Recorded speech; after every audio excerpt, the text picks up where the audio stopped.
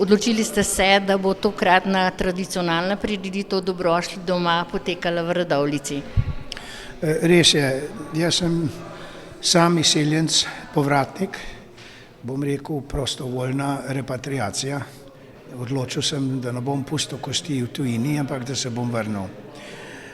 Včasih smo temu rekli izseljenski piknik, vendar stvari so se izrazoslovno modernizirale in to srečanje je meni eno najbolj pomembnih je bilo v Postojni, kjer je predsednik države Milan Kučan tudi bil prisoten in pa ta prvi v samostojni Sloveniji v Dolenjskih Toplicah.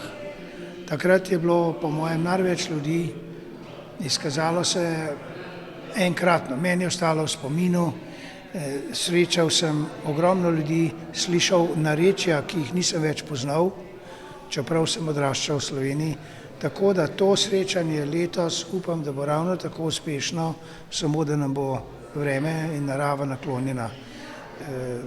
Župan Radovljice je odprl vrata na stežaj. Jaz bi rad videl, da bi te stvari planirali 3-4 leta vnaprej, da lokacije, na katere hočemo iti, da bojo župani imeli čas se pripraviti, ker ta zadnji moment nekaj delati je vedno težko. Zakaj menite, da so taka srečanja tako pomembna, ne samo za zamejce po svetu, temveč za vse, da se srečujejo med seboj? Srečevanje, ne glede, ali so v Nemčiji, ali so v Ameriki, ali v Avstraliji, ali kje drugje. Vsi smo šli skozi travmatično izkušnjo izseljevanja in prilagoditve v novem okolju. Ko pridemo nazaj, se povežemo z matično domovino, ki smo jo zapustili nekateri 60, drugi 70 let nazaj, ali pa so bili celo rojeni v tujini. Izmenjava izkušenj, problemov, ki smo jih imeli, kako smo prebrodili te probleme in podobno, mislim, da to je srž vsega skupaj. Srečanje in medsebojno sodelovanje. Omenili pa ste, da je to pomembno tudi za slovensko politiko in ne nazadnje bo tudi srečanje v Državnem zboru. 5. člen Ustave pravi, da Republika Slovenija bo skrbela za ljudi širom sveta, kjerkoli že to, in zamejce. To rečeno, zakonodaja, ki izhaja iz tega člena Ustave, je orodje, s katerim moramo delati. In vsako orodje, vsak oblič rabi od časa do časa, da se malo nabrusi, da boljše dela. In tukaj je politika tista, ki mora poslušati zamejcem, kaj so njihovi problemi, jih usklajevati z problemi doma in istočasno iskati neke rešitve in ublaževati administrativne ovire, predvsem pri prostovoljni repatriaciji. Prostovoljna repatriacija je pa tisto, kjer se nekdo odločil, da se bo vrnil, ne zaradi razmer v njegovi državi, kjer je zdaj nastane, ampak ker ima željo se vrniti in obnoviti hišo in podobne stvari.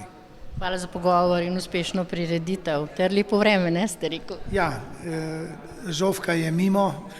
Upam, da kakšen bog groma ne bo preveč nadur delal. Ja, tehnično bomo vse izpeljali brezhibno s pomočjo občine in župana. Vreme je pa tisto, ki je pa glavni faktor. Vi ste prevzeli pravzaprav organizacijo osrednje prireditve zamejcev Dobrodošli doma tu v Grajskem parku v Radovljici. No, mi smo, bom rekel, bolj soorganizator, seveda smo pa dali na razpolago tako Grajski park, kot tudi graščino, baročno dvorano, plesno dvorano in vse ostale objekte, ki so v naši lasti, da bo lažja organizacija. In jaz se prav veselim tega dogodka zaradi tega, ker se mi zdi, da imamo na voljo prav za taka srečanja dovolj prostora.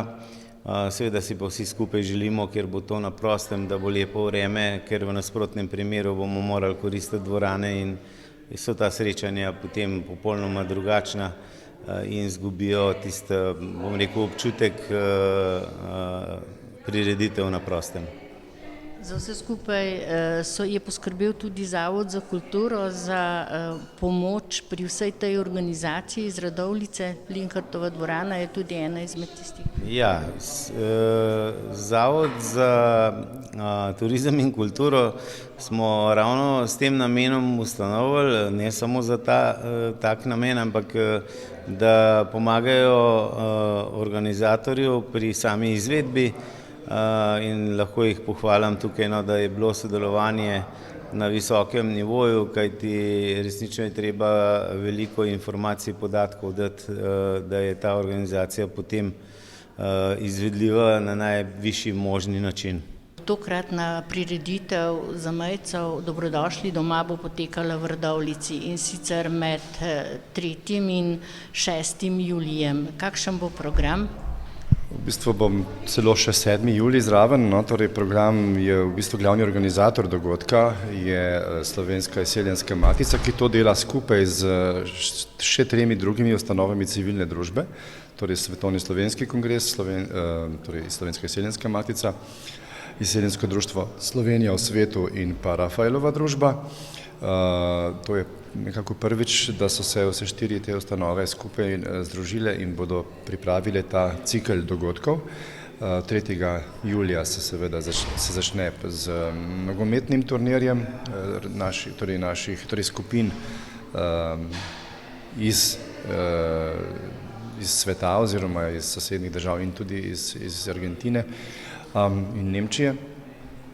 Potem imamo, torej sicer ni, bom rekel, v tem sklopu, pa vendar, vse slovensko srečanje v Državnem zboru, ki ga organizira Komisija za odnose s Slovenci v zamejstvu in po svetu pri Državnem zboru Republike Slovenije. To je vsakoletno srečanje v parlamentu, v prostorih v glavni dvorani parlamenta Državnega zbora. To bo 4. julija. Zvečer isti dan bo ob 6. zvečer bo v Narodni univerzitetni knjižnici odprtje razstave o Slovencih na Hrvaškem, o čemer zelo malo vemo.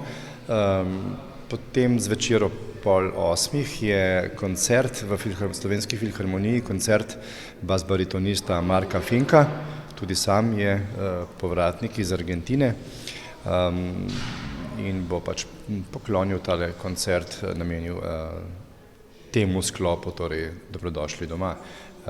Poteka pa to, bom rekel, strogo v organizaciji Izseljenskega društva Slovenija v svetu. Potem naslednji dan, 5. julij, je v organizaciji Svetovnega slovenskega kongresa potekala na Inštitutu Jožef Štefan strokovna konferenca, na kateri se bodo srečali in predstavili naši mladi raziskovalci iz sveta in domovine.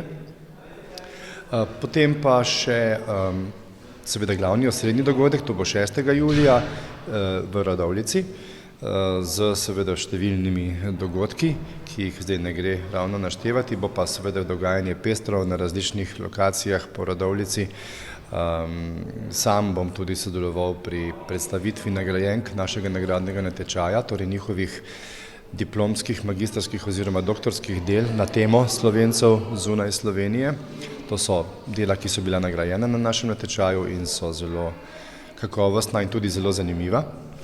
In ne bo pretežko za nikogar, tako da vsi lepo vabljeni tudi na ta dogodek.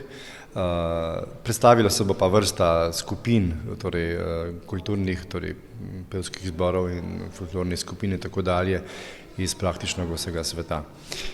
Pokrovitelj celotnega dogodka pa je predsednik države Borut Pahor.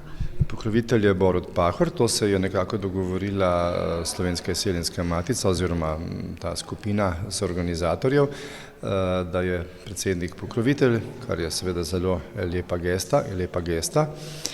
No, prej nisem še dokončal, v bistvu še v nedeljo, potem 7. julija, je pa še v Škofovih zavodih v Šentvidu pri Ljubljani, pa tabor Slovencev po svetu v organizaciji Izseljenskega društva Slovenija v svetu. Tam bo pa tudi že nekako tradicionalna maša za izseljence, za Slovence po svetu, potem bo pa še torej kulturni program in pa okrogla miza. Koliko izseljencev tokrat pričakujete v Sloveniji? Težko je reči, koliko ljudi bo prišlo. pridejo torej ljudje iz zamejstva, iz izseljenstva ali iz domstva, lokalni prebivalci, ampak vedno je to kar dobro obiskan dogodek, tako da upamo, da se bodo številke vrtele, zelo težko rečem, ampak med 1000 in 3000 verjetno je dovolj približno. Kako potekajo priprave na ta množičen dogodek, ki bo trajal kar 4 dni? Ja, te priprave potekajo že kar nekaj mesecev intenzivno. Vse 4 organizacije sodelujemo skupaj, vsaka ima svoj del priprav, od nogometnih tekem, ki se bodo začele že 3. julija, pa potem vse do razstave v Narodni in univerzitetni knjižnici, koncerta Markosa Finka in Nejca Lavrenčiča v Slovenski filharmoniji. Nato imamo znanstveno konferenco mladih znanstvenikov iz sveta in zamejstva v Inštitutu Jožefa Štefana 5. julija, tisto glavno srečanje pa bo 6. julija v Grajskem parku v Radovljici.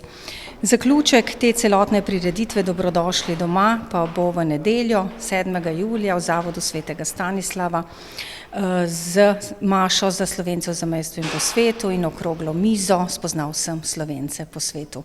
Tako da nekako zaokrožen dogodek, ki bo potekal 5 dni strnjeno, in še to naj povem, da častni pokrovitelj celotne te prireditve je predsednik Republike Slovenije.